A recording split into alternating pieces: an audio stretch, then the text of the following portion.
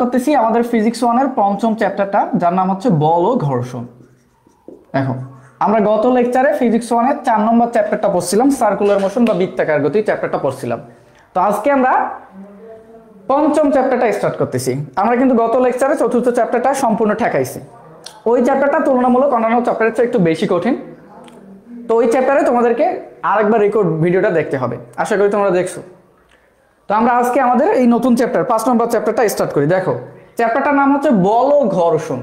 তো এটা চ্যাপ্টার তো আমরা এসএসসিতে পড়ে আসছি, বল কি এগুলো তো আমরা জানি, সবকিছু জানি, বাট আমি তারপরেও তোমাদেরকে এগুলোকে সবগুলোকে একটু করে ব্যাখ্যা করব। তো চলো শুরু করে দেই।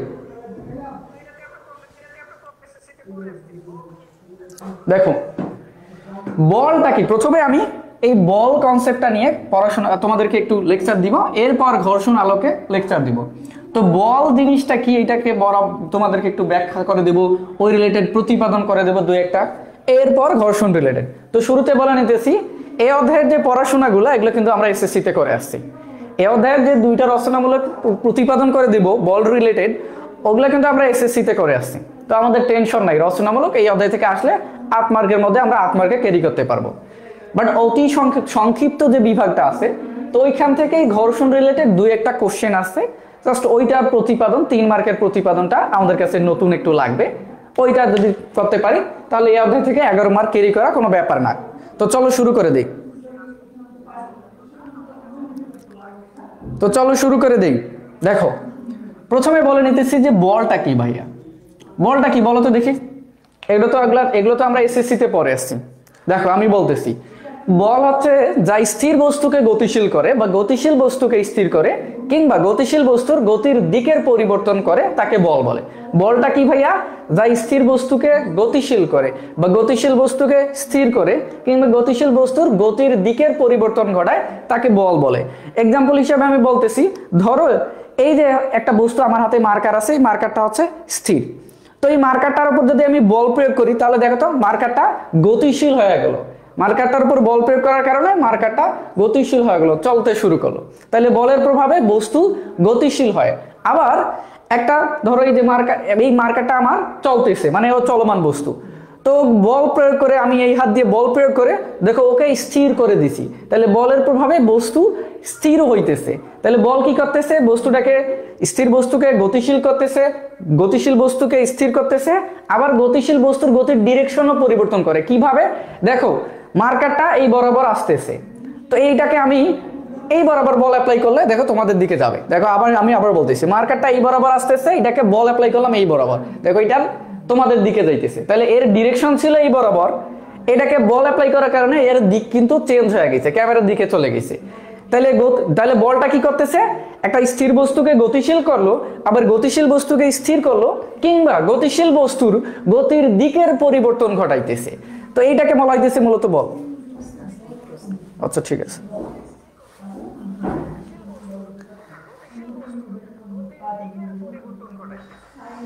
তাহলে আমাকে বলো তো বল জিনিসটা ক্লিয়ার কিনা, বল জিনিসটা ক্লিয়ার কিনা আমাকে বলো, একটু কমেন্ট করো, একটু কমেন্ট করো। ইফতিকার আহমেদ বলছে ক্লিয়ার ভাইয়া।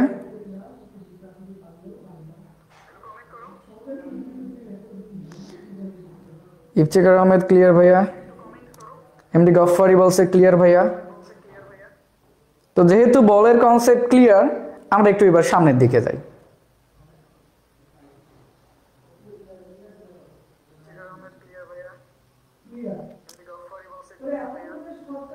সকলে বলছে ক্লিয়ার ভাইয়া। আচ্ছা ঠিক আছে, আমরা একটু সামনের দিকে যাই। আদনিন আহমেদ বলছে ক্লিয়ার ভাইয়া। তো যেহেতু ক্লিয়ার, আমরা একটু সামনের দিকে যাই। তাহলে বলের আগে আমি ডেফিনিশনটা লিখে দিতেছি, যেহেতু ক্লিয়ার হয়েছে এটা ডেফিনিশনটা লিখে দিতেছি, দেওয়ার পর আমরা একটু সামনের দিকে আগাই। বল কি, যা স্থির বস্তুকে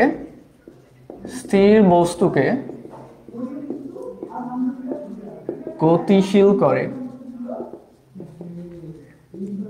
করে বা গতিশীল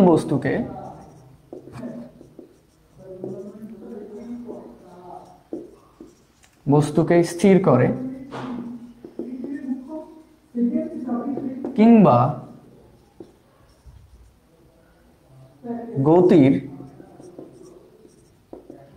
দিক পরিবর্তন করে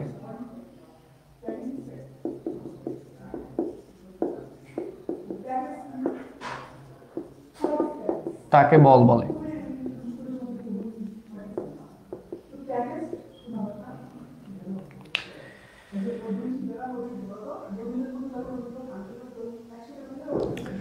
তাহলে বল জিনিসটা আমাদের কাছে ক্লিয়ার। আমি এক্সাম্পলও দিয়ে দিছি যে বল কিভাবে বস্তুর গতির দিককে পরিবর্তন করায়, কিভাবে বস্তুকে স্থির করায়, আবার কিভাবে বস্তুকে গতিশীল করায়, এর এক্সাম্পলও দিয়ে দিছি।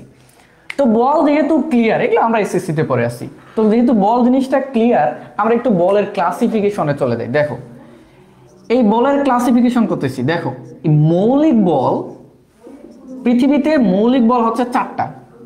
পৃথিবীতে মৌলিক বল কয়টা ভাইয়া? 4টা। একটা হচ্ছে মহাকর্ষ বল, এগুলো আমরা এসএসসিতে পড়ে আসছি, মহাকর্ষ বল। 2 নম্বর হচ্ছে তড়িৎ চুম্বক বল, চুম্বক বল।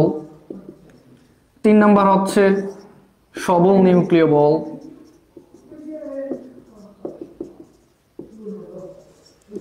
4 নম্বর হচ্ছে দুর্বল নিউক্লিয় বল। নিউক্লিয় বল, বলের কিন্তু অনেকভাবে ক্লাসিফাইড করা যায়, বাট আমরা ওই দিকে যাব না। আমরা মৌলিক বল, এই মহাবিশ্বের মৌলিক বল হচ্ছে 4টা। এই 4টা বল ব্যতীত যা আছে সেগুলো যৌগিক বল। তো এই মৌলিক বল হচ্ছে 4টা মৌলিক বল, 4টা মৌলিক বলের মধ্যে একটা মহাকর্ষ, 2 নম্বরটা হচ্ছে তড়িৎ চুম্বক, 3 নম্বর হচ্ছে সবল নিউক্লিয়, 4 নম্বর হচ্ছে দুর্বল নিউক্লিয়। তো মহাকর্ষ বলটা কি? এগুলো আমাদের এক্সামে আসে না, জাস্ট আমি তোমাদের একটু পড়াইতেছি, কারণ একটু সম্পর্কে, এগুলো সম্পর্কে একটু আইডিয়া থাকা দরকার। এগুলো আমরা অনেকদিন আগে পড়ে আসছি, তো একটু ভুলে যেতে পারি, এগুলো আমাদের এক্সামে আসে না, তারপরে বলে নিতেছি টুকটাক, ডেফিনিশন এগুলো লিখে দিতেছি না কিন্তু। মহাকর্ষ বলটা কি? মহাকর্ষ বল হচ্ছে যে এই মহাবিশ্বের যে কোনো 2টা বস্তুর মধ্যকার আকর্ষণ বলকে মহাকর্ষ বল বলে। তাহলে মহাকর্ষ বল কি? মহাবিশ্বের যে কোনো 2টা বস্তুর মধ্যে আকর্ষণ বল। ধরো আমি একটা বস্তু, আমার সামনে ক্যামেরা আছে একটা বস্তু, তো এই 2টা বস্তুর মধ্যে যে আকর্ষণ বল সেটা হচ্ছে মহাকর্ষ বল। আবার তুমি আসো এবং তোমার সামনে তোমাদের মোবাইলটা আছে, তাহলে তুমি এবং তোমার মোবাইলের মধ্যকার যে আকর্ষণ বল, এই বলটাও হবে তোমাদের মহাকর্ষ বল। তাহলে মহাকর্ষ বলের কনসেপ্ট ক্লিয়ার? আশা করি মহাকর্ষ বলের কনসেপ্ট ক্লিয়ার হয়েছে। এবার একটু তড়িৎ চুম্বক বলের দিকে যাই। তড়িৎ চুম্বক বলটা কি? 2টা আহিত কণা বা আধানযুক্ত কণা, তাদের আধানের কারণে একে অপরকে যে বলে আকর্ষণ করে বা বিকর্ষণ করে, সেই বলটাকে বলা হইতেছে তড়িৎ চুম্বক বল বা ইলেকট্রোম্যাগনেটিক ফোর্স, এটাকে ইংরেজিতে বলা হয়। তাহলে তড়িৎ চুম্বক বলটা কি? 2টা আধানযুক্ত কণা, ধরলাম একটা আধানযুক্ত কণা প্লাস এবং আরেকটা আধানযুক্ত কণা মাইনাস। তো এই 2টা কণার মধ্যে যে আকর্ষণ বলটা আছে, এই বলটাকে বলা হবে ভাইয়া কি বল? ইলেকট্রোম্যাগনেটিক ফোর্স বা তড়িৎ চুম্বক বল। তাহলে এই তড়িৎ চুম্বক বলটাও ক্লিয়ার। এবার সবল নিউক্লিয় বল। সবল নিউক্লিয় বলটা কি? পরমাণুর নিউক্লিয়াসে অবস্থিত প্রোটন এবং নিউক্লিয়াসের বহিস্থ অবস্থিত ইলেকট্রনের মধ্যকার আকর্ষণ বলটাকে বলা হইতেছে সবল নিউক্লিয় বল। সবল নিউক্লিয় বল, যেটাকে ইংরেজিতে স্ট্রং নিউক্লিয়ার ফোর্স বলে। তাহলে সবল নিউক্লিয় বলটা কি ভাইয়া? সবল নিউক্লিয় বল হইতেছে প্রোটন এবং ইলেকট্রনের মধ্যকার যে আকর্ষণ বলটা, সেটাকে বলা হইতেছে সবল নিউক্লিয় বল। আশা করি এটা ক্লিয়ার হইতেছে। এই যে প্রোটন প্লাস ইলেকট্রন, এটা হচ্ছে আমাদের সবল নিউক্লিয় বল। এবার দুর্বল নিউক্লিয় বলটা কি ভাইয়া? দেখো দুর্বল নিউক্লিয় বল হচ্ছে যে পরমাণুর মধ্যকার কণাগুলোর এমন একটা আকর্ষণ বল, যার কারণে পরমাণুর মধ্য থেকে আলফা রশ্মি, বিটা রশ্মি এবং গামা রশ্মি, এই তেজস্ক্রিয় রশ্মিগুলো নির্গত হয়। তাহলে এই যে আলফা, বিটা, গামা, এই তেজস্ক্রিয় রশ্মিগুলো যে বলের কারণে নির্গত হইতেছে, সেই বলটাকে বলা হইতেছে দুর্বল নিউক্লিয় বল। আশা করি এটা ক্লিয়ার হয়েছে। এগুলো আমাদের লাগবে না, জাস্ট একটু টুকটাক পড়াইলাম তোমাদেরকে। এগুলো আমাদের সেমিস্টার ফাইনালও আসে না, মিড টার্মও আসে না। তোমাদের সর্বোচ্চ কোশ্চেন করতে পারে বল কয়টা, এবং একটা ডেফিনিশন, এগুলো আসে না, একবারও আসে না। তাহলে আমরা একটু সামনের দিকে আগাই। দেখো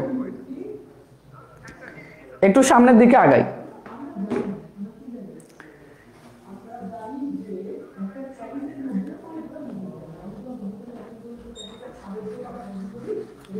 এই ভাই, ওই যে ডাস্টারটা দৃষ্ট বন্ধ।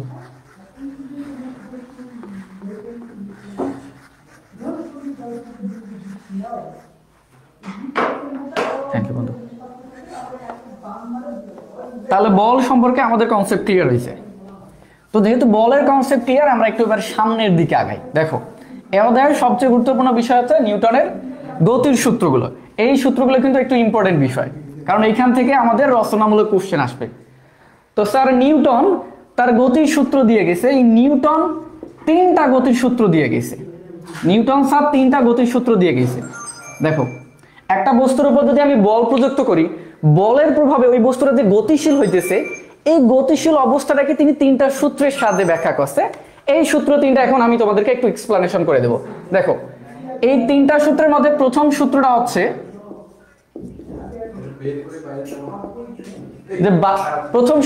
যে বাহ্যিক বল প্রয়োগ না করলে স্থির বস্তু চিরকাল স্থির থাকবে এবং চলন্ত বস্তু চিরকাল সুষম গতিতে সরল পথে চলতে থাকবে।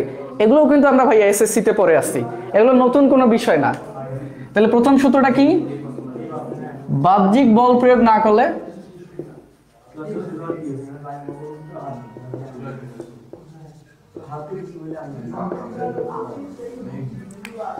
স্থির বস্তু চিরকাল স্থির থাকবে।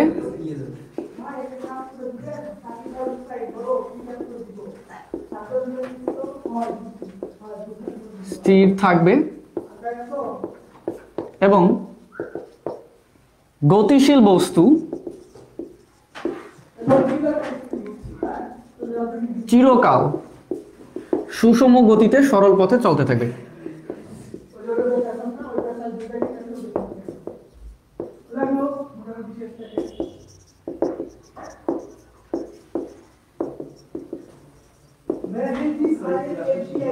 নিউটনের প্রথম সূত্রটা কি? গতির প্রথম সূত্রটা হচ্ছে বাহ্যিক বল প্রয়োগ না করলে স্থির বস্তু স্থির থাকবে। এক্সাম্পল দিতেছি, দেখো বিষয়টাকে ক্লিয়ার করার জন্য। আমার হাতের উপরে একটা মার্কার আছে, মার্কারটা কি ভাইয়া স্থির আছে? তো এই মার্কারের উপর যদি বল না প্রয়োগ করি, এই মার্কারটা আজীবন এটা স্থিরে থাকবে। দেখো এটা 1 সেকেন্ড এখানে, 2 সেকেন্ড এখানে, তুমি আজীবন রাখবে, সে আজীবন স্থির থাকবে। এটা হচ্ছে নিউটনের প্রথম সূত্র, বাহ্যিক বল প্রয়োগ না করার কারণে বস্তু স্থির থাকে। এটা একটু এক্সাম্পল। এরপর গতিশীল বস্তু চিরকাল সুষম গতিতে সরল পথে চলতে থাকবে। এটা কিরকম? ধরো এই যে একটা বস্তু গতিশীল আছে, এই বস্তুর উপর বল প্রয়োগ করলাম। বল প্রয়োগ করলে কি হবে ভাইয়া? বস্তুটা গতিশীল হবে। তো গতিশীল হলে এ একটা বেগ নিয়ে যাবে, এই বেগটা হইতে হবে সুষম গতিতে, এবং এই বেগটা সুষম গতিতে তো হবে, এই বস্তুটা সরল পথে আজীবন চলতে থাকবে। বাট এরকম কি বাস্তবে ঘটে? বাস্তবে তো বস্তুটা দেখো নিক্ষেপ করে দিছি, ভূমিতে এসে পড়ে গেছে, বা কিছুক্ষণ পর ওর বেগ হয়ে যেতেছে শূন্য। এর কারণটা কি ভাইয়া? এর কারণটা হচ্ছে যে মহাবিশ্বে যে বাতাস আছে, এই বাতাসের মধ্যে যে ঘর্ষণ বলটা কাজ করে, এটা ওকে বাধা দিতেছে। আবার বস্তুটা যে চলতেছে, তার গতি ঘর্ষণ বলটা তাকে বাধা দিতেছে। এই জন্য বস্তুটা কিন্তু চিরকাল চলে না। এই যে বাহ্যিক বল কিন্তু অ্যাপ্লাই হইতেছে এই বস্তুর উপর। দেখো বস্তুটাকে নিক্ষেপ করে দিছি, বস্তুটার উপর কিন্তু বাতাসের বাধা দানকারী বল কাজ করতেছে। নিউটনের প্রথম সূত্র বলছে বাহ্যিক বল প্রয়োগ করা যাবে না। যেহেতু বাহ্যিক বল আমি প্রয়োগ করছি, তাহলে বস্তু তো আর স্থির থাকবে না। এইটাই হচ্ছে নিউটনের প্রথম সূত্রটা, আর কিছুই না। এই জিনিসটা কি ক্লিয়ার হয়েছে? নিউটনের প্রথম সূত্রটা আমাকে বলো তো, আমাকে একটু কমেন্ট করো। আচ্ছা আমি আরেকবার বলতেছি, বাহ্যিক বল প্রয়োগ না করলে স্থির বস্তু চিরকাল স্থির থাকবে এবং গতিশীল বস্তু চিরকাল সুষম গতিতে সরল পথে চলতে থাকবে। বলতেছে বাহ্যিক বল প্রয়োগ না করলে স্থির বস্তু স্থির থাকবে। ওই স্থির বস্তু স্থির থাকবে। তো ধরো আমার হাতে একটা মার্কার আছে, এই মার্কারটার উপর আমি বল প্রয়োগ করলাম না, তাহলে মার্কারটা স্থির আছে, এইটা আজীবন স্থির থাকবে। এটা কি চলবে? বলো তো দেখি, এভাবে যদি ধরে থেকে আমি আজীবন, মার্কারটা আজীবন স্থির থাকবে। তো এর উপর যেহেতু আমি বল প্রয়োগ করে নাই, এটা স্থির আছে। এটা হচ্ছে এই এতটুকু অংশের বিবৃতি। এরপর বলতেছে গতিশীল বস্তু চিরকাল সুষম গতিতে সরল পথে চলতে থাকবে। কারণ গতিশীল বস্তু, এই যে ধরো একটা গতিশীল বস্তু, এটা চিরকাল গতিশীল থাকবে, বাট সুষম দ্রুতিতে বা সুষম বেগে চলতে থাকবে। এন্ড বাস্তবে কি এই বস্তু যদি আমি উপরে নিক্ষেপ করে দিই, এটা কি বাস্তবে এটা সুষম দ্রুতিতে চিরকাল চলে না। এর কারণ কি ভাইয়া? এর কারণটা হচ্ছে আমাদের বাতাসের বাধা দানকারী বল কাজ করে। এই বস্তু যদি রাস্তা দিয়ে চলে, তাহলে রাস্তার ঘর্ষণ বল আছে, স্থিতি ঘর্ষণ বা গতি ঘর্ষণ আছে, এগুলোর কারণে এই বস্তুটা চিরকাল চলে না। বাট এই বস্তুটাকে যদি আমি কোনো ক্রমে মহাশূন্যে পাঠাইতাম, তখন কিন্তু এই ঘটনা ঘটতো, বস্তুটা সুষম দ্রুতিতে চলতেই থাকতো, আজীবন চলতেই থাকতো। এটাই হচ্ছে নিউটনের প্রথম সূত্রটা। ক্লিয়ার ভাইয়া? সকলে বলছে ক্লিয়ার। যেহেতু ক্লিয়ার, আমি একটু সামনের দিকে আগাই।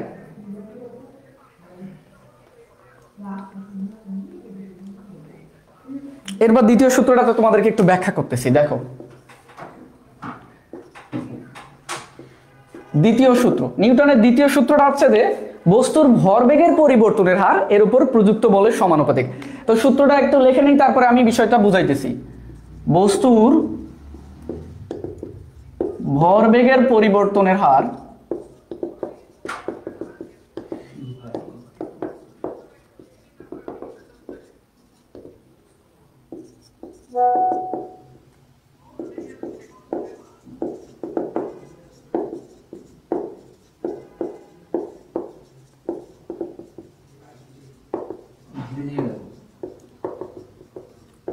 তাহলে নিউটনের গতির দ্বিতীয় সূত্র ভাইয়ার সূত্রটা কি? বস্তুর ভরবেগের পরিবর্তনের হার এর উপর প্রযুক্ত বলের সমানুপাতিক এবং বল যে দিকে ক্রিয়া করবে বস্তু সেই দিকে গতিশীল হবে, বা ওর ভরবেগের পরিবর্তনের হারটা সেই দিকে হবে। এক্সাম্পল দিতেছি, দেখো বস্তুর ভরবেগের পরিবর্তনের হার, একটা এক্সাম্পল দিতেছি। ধরো এটা একটা বস্তু, এটার বস্তুর ভরটা হচ্ছে এম। তো এই বস্তুর একটা বেগ ধরলাম যে ইউ আদি বেগ নিয়ে এই বস্তুটা যাত্রা শুরু করছে। তো টি সময় পর বস্তুটা এইখানে পৌঁছালো, এখানে পৌঁছালে তার বেগটা ওইটা ধরলাম আমি ভি বেগ প্রাপ্ত হইলো। এই বস্তুটা এই যে এম ভর বিশিষ্ট একটা বস্তুর উপর এফ বল প্রয়োগ করার ভাইয়া এই বস্তুটা ইউ ওয়ান আদি বেগে টি সময় পর ভি বেগ প্রাপ্ত হইলো। তা আমাকে কি বলতেছে দেখো, ভরবেগের পরিবর্তনের হার। আচ্ছা ভরবেগ কি জিনিস ভাইয়া? ভরবেগটা কি? ভরবেগ মানে হচ্ছে ভর ইনটু বেগ। ভরবেগ মানে হচ্ছে ভর ইনটু বেগ। তা আমাকে বলতেছে ভরবেগের পরিবর্তন। তো পরিবর্তনটা আমরা কিভাবে বের করব? শেষ ভরবেগ থেকে যদি আমরা আদি ভরবেগ বাদ দেই তাহলে আমরা ভরবেগের পরিবর্তন বের করতে পারবো। তাহলে চলো একটু ভরবেগের পরিবর্তন বের করি। তো এইখানে আদি ভরবেগটা কি হবে ভাইয়া বলো তো? আদি ভরবেগটা হবে ভর ইনটু আদি বেগ। তাহলে ভর হচ্ছে এম, আদি বেগ ভাইয়া কি ইউ ওয়ান বা ইউ দিতে পারো। এরপর শেষ ভরবেগটা কি হবে বলো তো দেখি? শেষ ভরবেগটা কি হবে? ভরবেগ মানে ভর ইনটু বেগ। তাহলে শেষ ভরবেগ যেহেতু ভর ইনটু শেষ বেগ, শেষ বেগের ভ্যালু কত? ভি। আমাকে বলতেছে ভরবেগের পরিবর্তনের হার। তো এখান থেকে আমরা পরিবর্তনটা বের করতে পারি। তো পরিবর্তনটা কিভাবে বের করব? শেষ থেকে আদিটা বাদ দিব। তো শেষ ভরবেগটা হচ্ছে এম ভি এবং আদি ভরবেগটা হচ্ছে এম ইউ। তো আমার ভরবেগের পরিবর্তনের হার চাইছে। হার মানে কি ভাইয়া? ফিজিক্সে হার বললেই তোমাকে বুঝতে হবে সময় দ্বারা ভাগ দিতে বলতেছে। তো এইটা হচ্ছে ভরবেগের পরিবর্তনের হার। বা তুমি যদি এইভাবেও চিন্তা করো যে এই তুমি সময় দ্বারা ভাগ দিবে না, বা আমি বুঝি না সময়টা কি, হার বলতে ফিজিক্সের সময় বোঝায় এটা বুঝি না, তাহলে এই জিনিসটাকে একটু ফোকাস করো। বস্তুটার টি সময়ে ভরবেগের পরিবর্তন হয়েছে কতটুকু ভাইয়া? M V minus M U. T সময়ে ভরবেগের পরিবর্তন হয়েছে, ভরবেগের পরিবর্তন হচ্ছে M V minus M U পরিমাণ। তাহলে বলো তো ভাইয়া একক সময়ে কতটুকু ভরবেগের পরিবর্তন হইল? M V minus M U. এটাকে যদি আমরা একক মানে ভাগ দিতে হবে উপরের সংখ্যা দ্বারা, টি দ্বারা ভাগ দিলে একক সময়ে ভরবেগের পরিবর্তন পেয়ে যাব। তো আমাকে বলতেছে ভরবেগের পরিবর্তনের হার, এই যে পরিবর্তনের যে হারটা আছে এটা কার সমানুপাতিক বলছে? প্রযুক্ত বলের সমানুপাতিক। বস্তু কত নিউটন বল, বস্তু কতটুকু বল প্রযুক্ত করছো? এফ পরিমাণ বল প্রযুক্ত করছো। তো এই ভরবেগের পরিবর্তনের হার এই প্রযুক্ত বল এফ এর সমানুপাতিক হবে। তাহলে আমি বলতে পারি না যে এইটা ইজ প্রপোর্শনাল টু এফ? ভরবেগের পরিবর্তনের হার প্রযুক্ত বলের সমানুপাতিক। নিউটনের গতির দ্বিতীয় সূত্র থেকে আমি বলতে পারি। তখন একটু ফোকাস করো। আমি বলতে পারি এফ ইজ ইকুয়াল টু, এই যে সমানুপাতিক চিহ্ন এফ ইজ ইকুয়াল টু, আচ্ছা সমানুপাতিক থাকে আপাতত। তাহলে আমি বলতে পারি এফ ইজ ইকুয়াল টু, এখানেও এম আছে দেখো, এখানেও এম আছে। তো আমি চাইলে এই যে উপর থেকে এম কমন নিতে পারি। তো এম যদি কমন নেই তা কি থাকবে ভাইয়া? V minus U divided by T. আর ভি মাইনাস ইউ ভাগ টি এটা কিসের সূত্র? ত্বরণ নির্ণয় করার সূত্র। আমাদের এই ত্বরণ এ সমান ভি মাইনাস ইউ ভাগ টি, এটা তো আমি গতির লেকচারে পড়াইছিলাম, এটা ত্বরণ নির্ণয়ের সূত্র। তাহলে কি দাঁড়াইতেছে? F is proportional to M into A. এখন একটু ফোকাস করো, এই যে প্রপোর্শনাল চিহ্নটা আছে, সমানুপাতিক চিহ্নটা আছে, এটাকে আমরা তুলে দিতে চাই। তো তুলে দিয়ে সমান চিহ্ন বসাইতে গেলে অবশ্যই আমাকে একটা সমানুপাতিক ধ্রুবক লাগবে। তো ওই ধ্রুবকটাকে ধরলাম কে ইনটু এম এ। এখন আমরা যদি এই বলের মানটা বের করতে চাই তাহলে এই সমীকরণে কে এর মানটা যদি বসে দেই তাহলে আমরা এই সমীকরণটা পেয়ে যাবো বা বলের মানটা পেয়ে যাব। তো এটা কিভাবে বের করতে পারি একটু ফোকাস করো। এটার জন্য আমাদেরকে একক বল সম্পর্কে একটু ধারণা নিতে হবে। একক বলটা কি? একক বল হচ্ছে যে বল 1 কেজি ভরের একটা বস্তুর উপর ক্রিয়া করে 1 মিটার পার সেকেন্ড স্কয়ার ত্বরণ সৃষ্টি করে, সেই বলটাকে বলা হইতেছে একক বল। তাহলে একক বলের সংজ্ঞা অনুসারে আমি বলতে পারি যে একটা বস্তুর ভর যদি হয় 1 কেজি বা 1 একক এবং ওই বস্তুটা যদি ত্বরণ হয় এর ভ্যালুটা হয় 1 একক, তাহলে তবে তবেই তার বলের মানটা এফ এর মানটা হবে 1 নিউটন। জাস্ট ওইখান থেকে এই ডাটাগুলো এইখান থেকে আমরা এই সমীকরণটাতে বসে দেব। এখানে যদি বসাই 1 নং সমীকরণে এই ডাটাগুলো বসাই তাহলে দেখবা যে কে এর মানটা কত হবে, এফ এর মান 1, কে এর মান আমরা বের করব, এম এর মান 1, এর মানটা 1। এখান থেকে যদি ক্যালকুলেট করি তাহলে দেখবা কে এর মানটা দাঁড়াইতেছে 1। এখন এই কে এর মানটা যদি 1 বের করলাম, এটা এখানে প্রথম সমীকরণে বসে দিবা, বসে দিলে আমাদের ক্যালকুলেশন শেষ। এখানে একটু আমি দেখাই দিছি। আচ্ছা থাক, এই পাশে দেখার দরকার না, এই পাশে দেখাই। দেখো 1 নং সমীকরণটা কি ভাইয়া, F = K × ma, F = K × ma। তো কে এর মান কত পাইলে তুমি, 1 × ma। তাহলে F = দাঁড়াইলো, F = দাঁড়াইলো কি ভাইয়া, ma × 1 মানে ma। এই যে বল F এখানে কি ভাইয়া বল, তাহলে বল দাঁড়াইলো বস্তুর ভর, m এখানে হচ্ছে ভর, আর এ কি ভাইয়া ত্বরণ, তাহলে বল দাঁড়ালো বস্তুর ভর ইনটু ত্বরণ।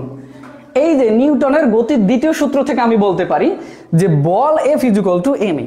তো তোমাদেরকে এটা প্রমাণ করতে বলবে যে দেখাও যে নিউটনের গতির সূত্র থেকে প্রমাণ করো যে F = ma, অথবা তোমাকে বলতে পারে যে P = mf, এটা প্রমাণ করতে পারে, বলতে পারে। তো এখানে এফটা কি ভাইয়া, প্রযুক্ত বল, এই পিটাও হচ্ছে প্রযুক্ত বল, জাস্ট প্রতীক শুধু চেঞ্জ করে দিছে। এম ছিল ভর, এখানেও এম ভর, এখানে এ হচ্ছে ত্বরণ, এখানে এফটা হচ্ছে ত্বরণ, বাট প্রতীকটা শুধু চেঞ্জ করে দিছে। বইয়ে তোমাদের দেখবা যে শুধু প্রতীকটা চেঞ্জ করে দিছে। আমরা 9, 10 এইভাবেই করে আসছি, জাস্ট এইখানে একটু খালি প্রতীক চেঞ্জ করে দিছে। তাহলে আমাকে বলো তো এই জিনিসটা আমরা বুঝছি কিনা।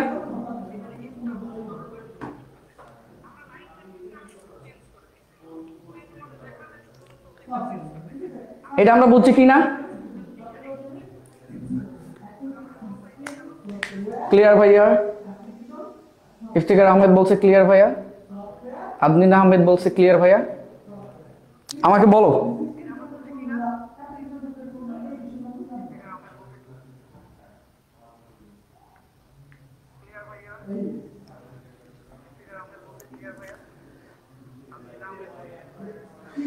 একটু দ্রুত কমেন্ট করো। হ্যাঁ সকলে বলছে ক্লিয়ার ভাইয়া। আচ্ছা ঠিক আছে, আমি আরেকবার বুঝাইতেছি, একজন বলতেছে আরেকবার বুঝুন। ভরবেগের পরিবর্তনের হার, আচ্ছা ভরবেগ মানে কি ভাইয়া, ভর ইনটু বেগ। তাহলে আদি ভরবেগ মানে কি ভাইয়া, ভর ইনটু আদি বেগ, আদি বেগ ইউ। শেষ ভরবেগ মানে কি ভাইয়া, ভর ইনটু শেষ বেগ ভি। তাহলে শেষ ভরবেগটা দাঁড়াইলো এম ভি, আদি ভরবেগটা দাঁড়াইলো এম ইউ। আমাকে বলছে ভরবেগের পরিবর্তনের হার। তো ভরবেগের পরিবর্তনটা কিভাবে বের করব, শেষ ভরবেগ থেকে আদি ভরবেগ বাদ দিলে পরিবর্তন বের করতে পারবো। আমাকে বলছে পরিবর্তনের হার নির্ণয় করতে, হার মানে সময় দ্বারা ভাগ দিছি। তাহলে ভরবেগের পরিবর্তনের হার কার সমানুপাতিক, প্রযুক্ত বলের সমানুপাতিক। এই বস্তুটার উপর তুমি কত বল প্রযুক্ত করছো, এফ বল প্রযুক্ত করছো, তাহলে এইটা ইজ প্রপোর্শনাল টু বা সমানুপাতিক প্রযুক্ত বল এফ এর সমানুপাতিক। এখন আমরা জাস্ট এখানে একটু ক্যালকুলেশন করছি। উপরে যে দেখো, উপরে যে রাশিমালাটা আছে এখান থেকে এম কমন নিছি, এম কমন নিলে দাঁড়ায় V minus U divided by T, কারণ এখানে এম আছে এই জন্য আমরা এম কমন নিছি। আর ভি মাইনাস ইউ ভাগ টি সমান আমরা কি বলতে পারি ভাইয়া, এ ত্বরণ এ সমান আমরা জানি ভি মাইনাস ইউ ভাগ টি, জাস্ট ওইখানে লিখে দিচ্ছি। এরপর এই যে সমানুপাতিক চিহ্নটা আছে এটাকে তুলে দিতে হবে। তো এইটাকে তুলে আমরা দিয়ে সমান চিহ্ন বসাবো। তো এটাকে তো এমনি তুলে দিতে পারি না, ওইটাকে সমানুপাতিক চিহ্ন তুলে দিয়ে সমান চিহ্ন বসাইতে গেলে অবশ্যই একটা ধ্রুবক লাগবে। সেই ধ্রুবকটাকে ধরছি আমরা কে। কে এখানে কি ভাইয়া, কে কি হচ্ছে, এখানে কে হচ্ছে একটা সমানুপাতিক ধ্রুবক, কে একটি সমানুপাতিক ধ্রুবক, এভাবে সাইডে লিখে দিবা, কে একটি সমানুপাতিক ধ্রুবক। এখন আমার সমীকরণটা দাঁড়ালো F = K × ma। তো এই সমীকরণে যদি আমি কে এর মানটা কোনোভাবে বসাইতে পারি তাহলে আমরা বল F এর মানটা পেয়ে যাব। তো কে এর মানটা আমরা কিভাবে বের করতে পারি, কে এর মানটা বের করার জন্য আমাকে একক বলের সাহায্য নিতে হবে। একক বলটা কি ভাইয়া, একক বল হচ্ছে যে এই যে মুছে দিচ্ছে এই জিনিসটা, আসলে সমস্যা নেই। একক বল হচ্ছে যে 1 কেজি ভরের একটা বস্তুর উপর যদি একটা কোনো বল ক্রিয়া করার পর 1 মিটার/সেকেন্ড² ত্বরণ সৃষ্টি করে তাহলে সেই বলটাকে বলা হয় একক বল। তাহলে বস্তুর ভরের মান কত হইবে 1, ত্বরণের মান কত হবে 1, তাহলে বলের মান কত হবে এফ এর মান হবে, তাহলে তখন এফ এর মান হবে, এফ এর মানটাও হবে 1। তো এই যে তিনটার মান, এই তিনটা মান আমি 1 নং সমীকরণে বসাই দিছি। বসাই দিলে আমরা কে এর মানটা পেয়ে যাব। কে এর মানটা দেখো পেয়ে গেছি। এখন আমাদের কাজ কি এফ এর মান বের করা। এফ এর মান বের করতে গেলে কে লাগবে, কে এর মান তো আমরা বের করছি, বের করে এই সমীকরণে বসে যদি দেই কে এর মানটা, তাহলে দাঁড়াবে বল is equal to F is equal to দাঁড়াবে এম এ, বস্তুর ভর ইনটু ত্বরণ। সকলে বলছে ক্লিয়ার ভাইয়া?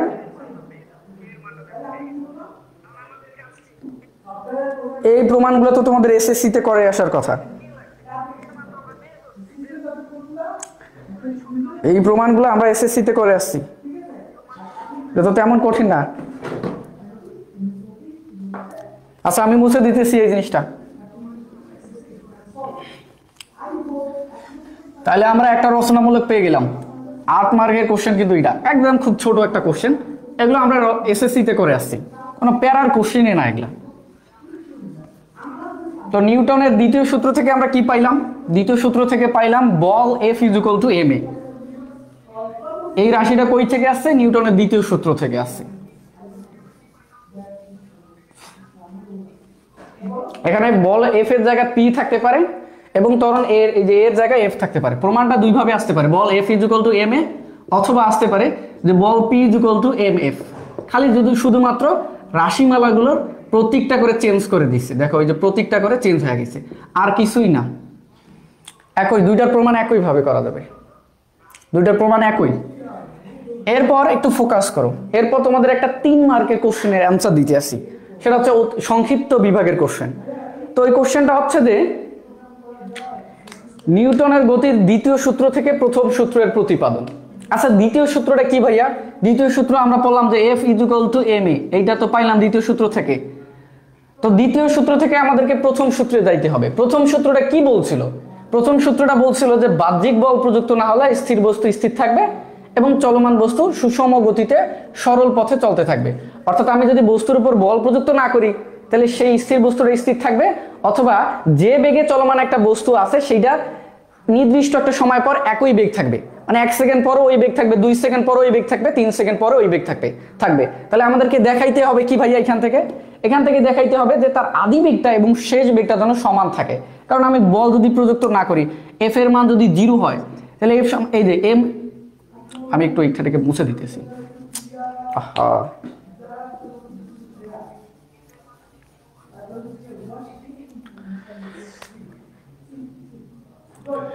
নিউটনের গতির দ্বিতীয় সূত্রটা ছিল ভরবেগের পরিবর্তনের হার প্রযুক্ত বলের সমানুপাতিক, ওটা তো দেখাইছি তোমাদেরকে। এরপর বলতেছে যে F is equal to M A, এই যে সূত্রটা আমরা লিখছি এটা নিউটনের গতির দ্বিতীয় সূত্র থেকে যে পাইছি। তো এখান থেকে আমাকে প্রথম সূত্র প্রতিপাদন করতে বলবে। প্রথম সূত্রে কি বলছে ভাইয়া? প্রথম সূত্রে বলতেছে বাহ্যিক বল প্রযুক্ত না হলে স্থির বস্তু স্থির থাকবে। তো বলের মান যদি 0 হয় তাহলে স্থির বস্তু স্থির থাকবে। আচ্ছা স্থির বস্তু স্থির থাকার অর্থ কি? তার আদি বেগ শেষ বেগ সমান হলে বস্তুটা স্থির, ওই বস্তুটার উপর বল যদি 0 হয় তাহলে বস্তুটা স্থির থাকবে, অথবা তার আদি বেগ শেষ বেগ সমান হলে বস্তুটা স্থির থাকবে। আমাদেরকে দেখাইতে হবে এখানে তার আদি বেগ এবং শেষ বেগটা সমান কিনা। তাহলে 0 m ইন্টু এ সমান কি ভাইয়া? V minus U divide by T. এখন একটু ফোকাস করো, 0 সমান M V minus M U divided by T. এটাকে ক্যালকুলেট করো, আর গুণ করো, 0-র সাথে সামথিং গুণ করলে 0 সমান M V minus M U. এখন এখান থেকে একটা কাজ করতে পারো, এমটা কমন নিতে পারো, বা তোমরা এইখানে এই লাইনটাতে এভাবে ক্যালকুলেট করবা। একবারে জাস্ট করে দিতেছি, দেখো যে V minus U divided by T, উপরে আছে এম গুণ অবস্থায় আছে। তা আমরা এই ভি মাইনাস ইউ ওইটাকে রাখলাম, আর এই এম ভাগ টি এটাকে এই পাশে পাঠিয়ে দিলাম। তো 0 এটা আছে ভাগ, এই পাশে আসলে কি হবে ভাইয়া? গুণ। তো গুণ মানে কি? উল্টে দেওয়া, টি যাবে উপরে, নিচে চলে যাবে এম সমান ভি মাইনাস ইউ। তো 0-র সাথে সামথিং গুণ করো, ভাগ করো, রেজাল্ট কি দাঁড়াবে ভাইয়া? 0 দাঁড়াবে। 0 সমান ভি মাইনাস ইউ, অতএব ভি সমান কি দাঁড়াইতেছে? ইউ। দেখো মাইনাস ইউটাকে এই পাশে আনছি, প্লাস ইউ হয়ে গেছে। তো এই যে বস্তু যদি আমি বল প্রযুক্ত না করি বা তারপর যদি বাহ্যিক বল প্রযুক্ত না করি, এই যে বলের মান যদি 0 হয় তাহলে স্থির বস্তু স্থির থাকবে, বা যে বেগে বস্তুটা চলতেছে তার বেগটা কিন্তু চেঞ্জ হবে না। 1 সেকেন্ড পরও তার বেগ হইবে ওইটা, 2 সেকেন্ড পরও তার বেগ হবে ওইটা, 3 সেকেন্ড পরেও তার বেগ হবে ওইটা। দেখো তো এই যে ভি সমান ইউ দাঁড়াইছে, মানে আদি বেগ এবং শেষ বেগ সমান দাঁড়াইতেছে। এটা হচ্ছে প্রথম সূত্রের প্রতিপাদন হয়ে গেল। প্রথম সূত্রে বলছিল যে বেগে চলতে থাকবে ওই বেগে বস্তুটা 3 সেকেন্ড 4 সেকেন্ড 5 সেকেন্ড পর ওই বেগে হবে। দেখো ভি সমান ইউ দাঁড়াইলো, এটার মানে কি আদি বেগ যেটা শেষ বেগ সেইটা, 3 সেকেন্ড পরও বেগ ওইটা, 4 সেকেন্ড পরও ওইটা, 5 সেকেন্ড পরও ওইটা। আশা করি এই জিনিসটা ক্লিয়ার হয়েছে। এটাকে আমি একটু মুছে দিতেছি, তাহলে এই 3 মার্কের কোশ্চেনের অ্যান্সার হইল। এইবার আমরা একটু সামনের দিকে যাই, এবার একটু আমরা সামনের দিকে যাই। নিউটনের গতির তৃতীয় সূত্র। তো তৃতীয় সূত্রটা কি এটা আমরা তো সকলে জানি, এগুলো তো সবগুলো এসএসসি তে পড়া। প্রত্যেক ক্রিয়ারই একটি সমান ও বিপরীতমুখী প্রতিক্রিয়া আছে। আমি যদি এই বোর্ডটাকে বল অ্যাপ্লাই করি, দেখো বল অ্যাপ্লাই করলাম, ও ঠিক পরিমাণ আমাকে ধাক্কা দিতেছে, কিন্তু অবশ্যই ধাক্কার একটা বল দিতেছে। তো এখান থেকে আমরা বুঝতে পারি যে একটা বস্তুর উপর যদি বল প্রযুক্ত করি, ও আমাদেরকে একটা বল দেয়। তো আমি বস্তুটাকে যে বল প্রযুক্ত করতেছি এটাকে বলা হয় প্রযুক্ত বল, আর ও যে বলটা দিয়ে আমাকে ধাক্কা দিতেছে ওই বলটাকে বলা হয় প্রতিক্রিয়া বল। তো এটা হচ্ছে নিউটনের গতির তৃতীয় সূত্র। প্রত্যেক ক্রিয়ারই একটা সমান ও বিপরীতমুখী প্রতিক্রিয়া আছে, বাট ক্রিয়া বল যে দিকে কাজ করবে প্রতিক্রিয়া বল হবে তার বিপরীত দিকে। আমি সূত্রটা আগে লিখে দিই যে প্রত্যেক ক্রিয়ারই একটি সমান ও বিপরীত ক্রিয়া রয়েছে। ধরো এই যে একটা বস্তু, এটা তোমার মাটির উপরে একটা বস্তু আছে। তো এই বস্তুটার ওজন কাজ করতেছে খাড়া নিচের দিকে, ধরলাম তার ওজন ডাব্লিউ কাজ করতেছে খাড়া নিচের দিকে, ডাব্লিউ ইকুয়াল টু এমজি।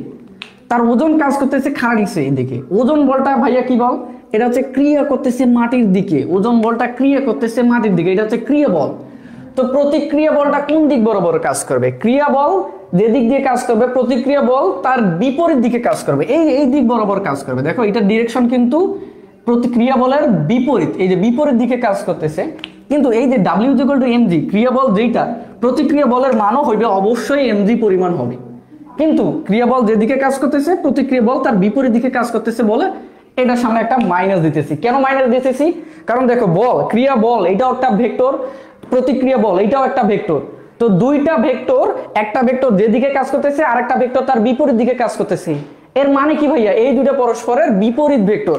আমি কিন্তু ভেক্টর চ্যাপ্টারে পড়াইছিলাম যে বিপরীত ভেক্টর দ্বয়ের মাঝে যে দুইটা ভেক্টর যদি পরস্পরের বিপরীত হয়, আমি পড়াইছিলাম যে এ ভেক্টরের বিপরীত ভেক্টরটা কি ভাইয়া, মাইনাস এ ভেক্টর, আমি কিন্তু পড়াইছিলাম।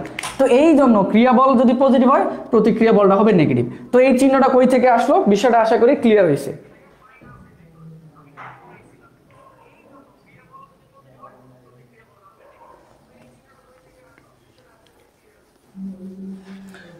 তো এই যে নিউটনের গতির তৃতীয় সূত্র আছে, এই তৃতীয় সূত্র থেকে আমরা খুবই গুরুত্বপূর্ণ আরেকটা প্রতিপাদন দেখব, সেটা হচ্ছে যে বস্তুর ভরবেগের পরিবর্তনের হার এর উপর প্রযুক্ত বলের সমানুপাতিক। এই প্রতিপাদনটা দেখব, এটা কিন্তু খুবই ইম্পর্টেন্ট একটা প্রতিপাদন, বই খুললে দেখবা যে কতবার এটা আসছে। ভুল করে ফেলাইছি। এই তৃতীয় সূত্র থেকে আসে যে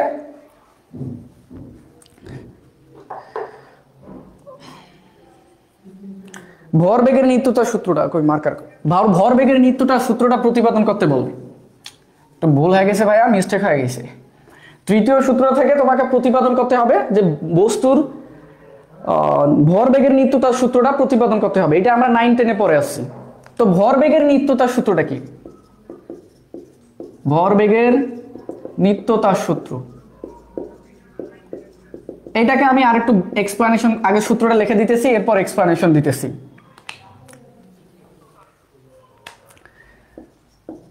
একাধিক বস্তুদ্বয়ের মধ্যে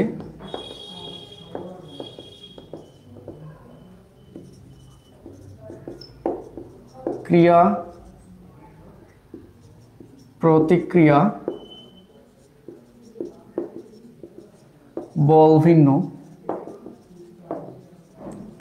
অন্য কোনো বল কাজ না করলে বল কাজ না করলে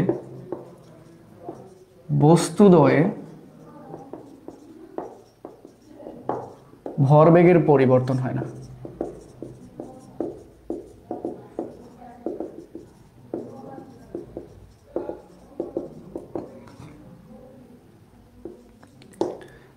ভরবেগের সূত্রটা, নিত্যতার সূত্রটা হচ্ছে যে একাধিক বস্তুদ্বয়ের মধ্যে ক্রিয়া প্রতিক্রিয়া বল ভিন্ন, অন্য কোনো বল কাজ না করলে বস্তুদ্বয়ের আদি ভরবেগের সমষ্টি এবং শেষ ভরবেগের সমষ্টি সমান থাকে, অর্থাৎ তাদের ভরবেগের পরিবর্তন হয় না। তো সূত্রটাকে একটু এখানে ব্যাখ্যা করে দিতেছি। তো ধরো এই যে একটা বস্তু আছে আমার কাছে, এই বস্তুটার ভর হচ্ছে m1। তো এই বস্তুটা e1 আদিবেগ নিয়ে এই দিক বরাবর যাত্রা শুরু করছে। সামনে আর একটা বস্তু আছে, সেটা হচ্ছে m2 ভর বিশিষ্ট একটা বস্তু, যার আদিবেগ হচ্ছে u2। তো এইটাও এই দিক বরাবর এই বেগ নিয়ে যাত্রা শুরু করছে। একটা সময় দেখো এখানে এই u1 এর মানটা কিন্তু u2 এর চেয়ে বড়। তো যেহেতু u1 এর মান u2 এর চেয়ে বড়, তো এই আশা করি এই আস্তে আস্তে যাবে, আর এই যে m2 জোরে জোরে জোরে জোরে যাবে, একটা সময় আসবে দুইটা ঠাস করে মিলিত হবে। তো ধরলাম এই জায়গায় যে তারা m1 এবং m2 এই জায়গায় যা মিলিত হলো বা এদের মধ্যে সংঘর্ষ ঘটলো। তো সংঘর্ষ ঘটা মানে কি ভাইয়া? সংঘর্ষ ঘটা বা মিলিত হওয়া মানে কি? এই m1 বস্তুটা m2 বস্তুটাকে একটা ধাক্কা দিবে। ধাক্কা দেওয়া মানে কি ভাইয়া? বল প্রয়োগ করা। ধরলাম সে f1 বল প্রয়োগ করলো বা f বল প্রয়োগ করলো। এখন আমরা নিউটনের গতির তৃতীয় সূত্র থেকে পড়ে আসলাম, প্রত্যেক ক্রিয়ারই একটি সমান ও বিপরীতমুখী প্রতিক্রিয়া থাকবে। তো m2 বস্তু কি চেয়া দেখবে? ও কি করবে, যে ও বলতেছে তুই আমাকে f বল পরিমাণ বল দিলি, ক্রিয়া বল দিলি, আমি কি প্রতিক্রিয়া বল দেব না? ও অবশ্যই প্রতিক্রিয়া বল দেবে। ও প্রতিক্রিয়া বল দেবে কোন দিকে? ক্রিয়া বলের বিপরীত দিকে। m1 বলের ক্রিয়া এই দিক, ওর প্রতিক্রিয়া বলটা হবে তার বিপরীত দিক বরাবর, অর্থাৎ এই বরাবর হবে প্রতিক্রিয়া বল। তো এই প্রতিক্রিয়া বলটাও হবে f, বাট ক্রিয়া বল যেদিকে কাজ করে প্রতিক্রিয়া বল তার বিপরীত দিকে কাজ করে বলে ওর সামনে একটা আমাদেরকে মাইনাস দিতে হবে। একটু আগে আমি তোমাদেরকে পড়াইছি। তা এখন আমি বলতে পারি না যে ক্রিয়া এবং প্রতিক্রিয়া বল সমান, যে f ক্রিয়া বল এবং প্রতিক্রিয়া বল হচ্ছে f, এই দুটো সমান এবং একটা অপরটার বিপরীতমুখী।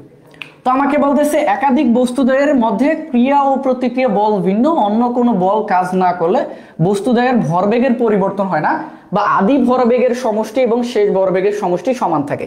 তো এই যে বস্তুটার, এই যে বস্তুদ্বয়ের আদি ভরবেগের সমষ্টি কোনটা হবে বলো তো দেখি? অবশ্যই এই যে আদি ভরবেগ m1 বস্তুর ভর হচ্ছে, সরি, m1 বস্তুর আদি ভরবেগটা হবে ভর ইনটু বেগ। m1 ভর, বেগ হচ্ছে u1। তো এইটা হচ্ছে m1 বস্তুর আদি ভরবেগ। এই যে m2 বস্তুর আদি ভরবেগটা কোনটা হবে? অবশ্যই ভর ইনটু বেগ হবে। m2 বস্তুর ভর হচ্ছে m2, আদি বেগ হচ্ছে u2। আমাকে বলতেছে এই বস্তুদ্বয়ের ভরবেগের সমষ্টি, বস্তুদ্বয়ের ভরবেগের সমষ্টি। তো এই দুইটার, এই জন্য আমি ভরবেগের সমষ্টি বা যোগ করলাম। তো এই দুইটা বস্তুদের আদি ভরবেগের সমষ্টি এবং শেষ ভরবেগের সমষ্টি সমান হবে। এটা দেখা যাইতেছে না সম্ভবত। এটা হচ্ছে আদি ভরবেগের সমষ্টি এবং বলতেছে শেষ ভরবেগের সমষ্টি সমান হবে। তো এই বস্তুটায় যে ধাক্কা লাগছে, তো ধাক্কার পরে বস্তুটায় দেখো তো ভাইয়া, ধাক্কা তো লাগছে। তো ধাক্কার পর এই যে m1 বস্তুটা, এই বস্তুটা m2 বস্তুটা এই যে u2 বেগ নিয়ে এই দিক বরাবর যাত্রা শুরু করবে, আর m1 বস্তুটা এই v1 বেগ নিয়ে, সরি এটা v2 হবে, তো v1 বেগ নিয়ে, চিত্রটা একটু খারাপ হয়ে যাচ্ছে।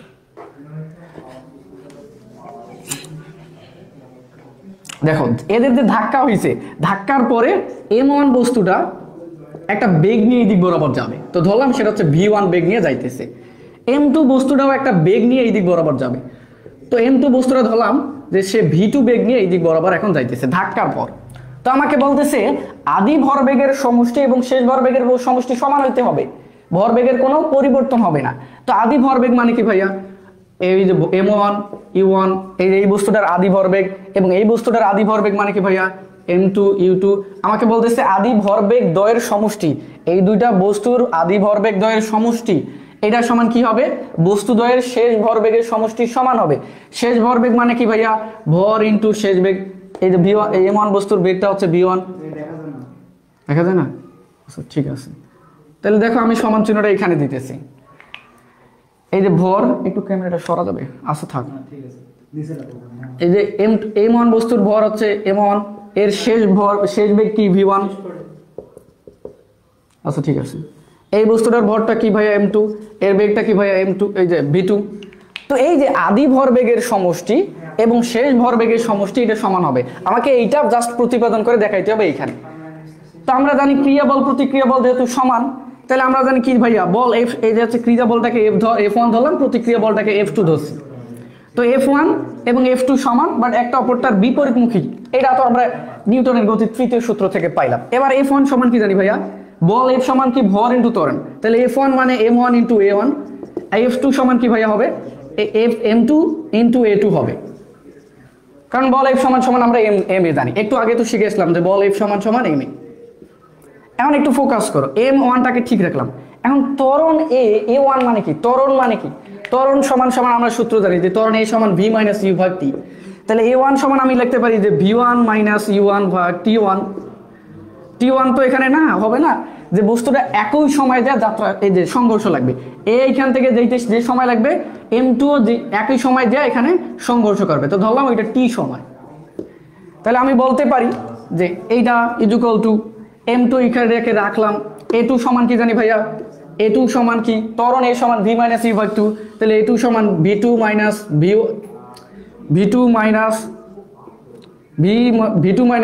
u2 divided by t। এখন একটু ফোকাস করো, এই যে টি কাটাকাটি করা যায়, নিচের সংখ্যা এই টিটাকে ওই পাশের দিয়ে পাঠিয়ে দিলে গুণ হবে, তো উপরের ভাগটি আর নিচের ভাগটি কাটাকাটি করা যায়। তা আমি বলতে পারি কি m1 এর সাথে এইটা গুণ করে দাও যে v1 মাইনাস প্লাসে মাইনাসে মাইনাস m1 u1 সমান, এটা দেখো গুণ করে দাও m2 এর সাথে v2 গুণ করে দাও v2 প্লাসে মাইনাসে মাইনাস m2 u2, তাহলে আমি বলতে পারি যে m1 v1। দেখো আমি একটু ফোকাস করি, দেখো আমাদের প্রতিপাদন করতে বলবে কোনটা, এইটা প্রতিপাদন করতে বলবে, তো আমাকে বলতেছে আদি ভরবেগ দ্বয়ের সমষ্টি লাগবে। তো আদি ভরবেগ মানে কি ভাইয়া, m1 u1 plus m2 u2, আদি ভরবেগ মানে আদি ভর ইন্টু আদিবেগ। তো দেখো এই যে ভর ইন্টু আদিবেগ, এই যে u1 আদিবেগ u2 হচ্ছে আদিবেগ, এই দুটোকে আমাদের একসাথে রাখতে হবে। এবং শেষ ভরবেগ বলছে, শেষ ভরবেগ মানে কি ভর ইন্টু শেষ বেগ, এই যে ভর ইন্টু শেষ বেগ, তো এই শেষ ভরবেগ দুটাকে একসাথে রাখতে হবে। তো আমরা এই দুটাকে একসাথে রাখবো এবং এই দুটাকে একসাথে রাখবো। তো দেখো এটাকে যদি একসাথে রাখি, এটাকে যদি ওই পাশে পাঠিয়ে দিই,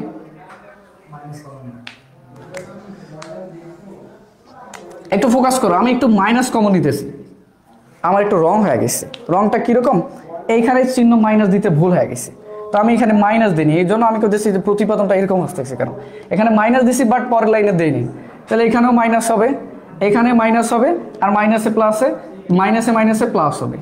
এবার একটু ফোকাস করো, এই যে m1 v1 এটাকে একসাথে রাখলাম এবং এই m2 v2 এইটাকে এই পাশে আনলাম, এই যে মাইনাসটাকে এই পাশে আনলাম। কেন এটাকে এক পাশে আনলাম ভাইয়া, কারণ আমাকে দেখাইতে হবে শেষ ভরবেগ আদি ভরবেগ সমান দেখাইতে হবে, এটা হচ্ছে শেষ ভরবেগ এবং আদি ভরবেগ কি ভাইয়া, এই যে m2 u2 এবং m1 u1, এটাকে ডান পাশে নিয়ে গেলে মাইনাসটা হয়ে যাবে plus m1 u1 plus m2 u2, এটা হচ্ছে আমাদের প্রতিপাদিত হয়ে গেল। দেখো এই যে সূত্র প্রতিপাদিত হয়েছে যে আদি ভরবেগের সমষ্টি m1 এই যে m1 u1 plus m2 u2, এইটা হচ্ছে আদি ভরবেগ, এই দুইটার বস্তুর আদি ভরবেগের সমষ্টি, বস্তুদ্বয়ের আদি ভরবেগের সমষ্টি, এবং এই যে m1 v1 এটা হচ্ছে শেষ ভরবেগ, এটা বস্তুটা দ্বিতীয় বস্তুটা শেষ ভরবেগ, তো শেষ ভরবেগের ভরবেগ দ্বয়ের সমষ্টি সমান, এটাই হচ্ছে আমাদের ভরবেগের নিত্যতার সূত্রটা।